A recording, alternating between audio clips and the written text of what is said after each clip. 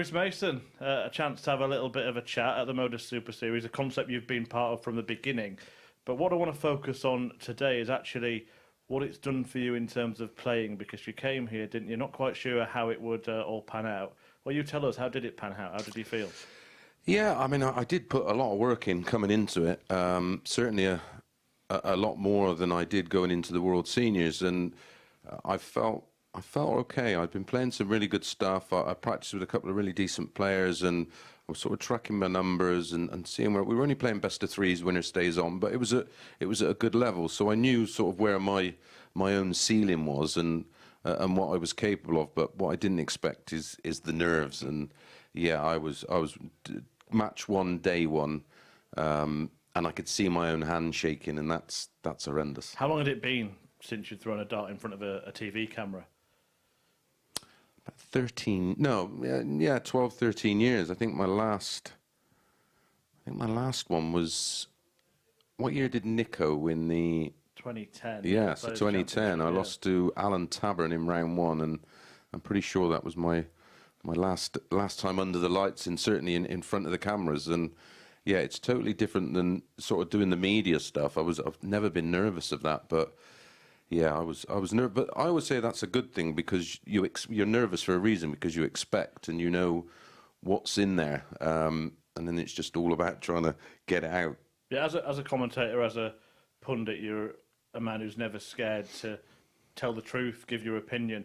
Did that add a little bit more pressure, exposing yourself like that open for everybody else's opinion on how you might play? Yeah, and that's probably why I retired so early. I just couldn't put myself through it and deal with not being able to compete, and then having sort of spent, well, the last 20 plus years doing sort of media stuff, and then really going into it when I retired. Yeah, I thought, well, all some of the things I've said, I try not to be overcritical, but like you say, if someone makes a mistake, I'm the first one to pull them up on it. But I don't do it in a personal way, and I think that's why I've never had an issue with a player, past or present. Certainly in terms of in terms of doing commentary, I seem well received. I get a lot of positive feedback from the players, and sometimes they'll sort of say, I sort of didn't really know I was doing that, but now I do because you brought it up. There will have been a few though, weren't they, thinking, right, he talks the talk, let's see if he can walk the walk. But you did, didn't you? Yeah, I mean, I don't claim to be a dart player. I'm a commentator, and I know it sort of came across tongue in cheek, but that is the case. I'm no longer, and I haven't been a professional dart player for probably since 2010.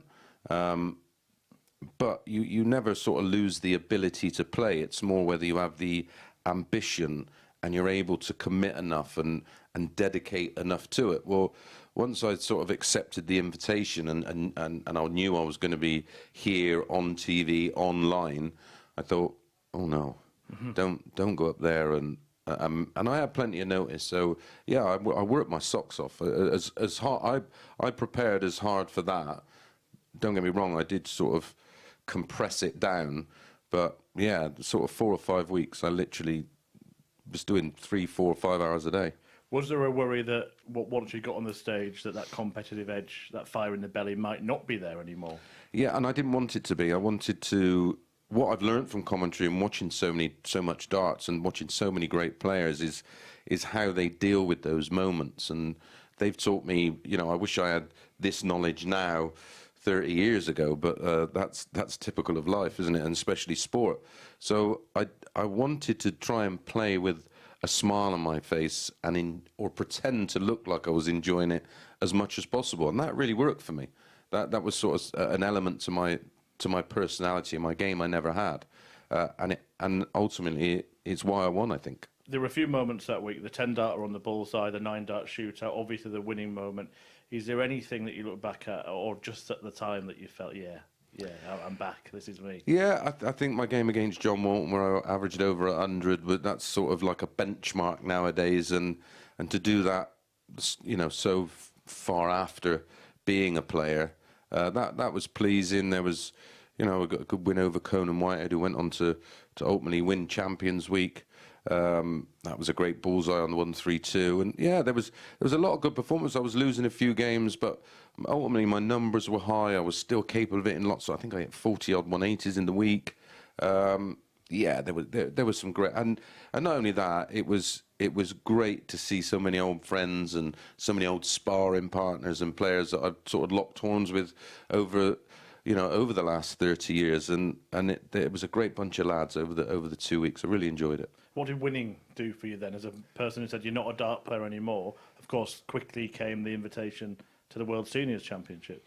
Yeah, it actually was a bit daunting, because then there is an expectation level, and of course, because I played in the final week, I was straight back in the following week for Champions Week, so I didn't really have time to sort of digest it and think about it. I literally had the Sunday off. I came in, I did 3 days of comms, and then went straight into the group Thursday and Friday, and yeah, and then to come through that, because that was, not saying winning the week was tough, but that was a different element. That was 11 winners from previous, and some wonderful dart players. So to actually then make finals night, and really I think I was a bit unfortunate. There was a point on Champions Week finals night where I thought I can win this, and I just got edged out 4-3 twice, had a dart at tops to beat Conant, and that one win would have put me into the semi-final. And I think once you're in the semis, anything can happen.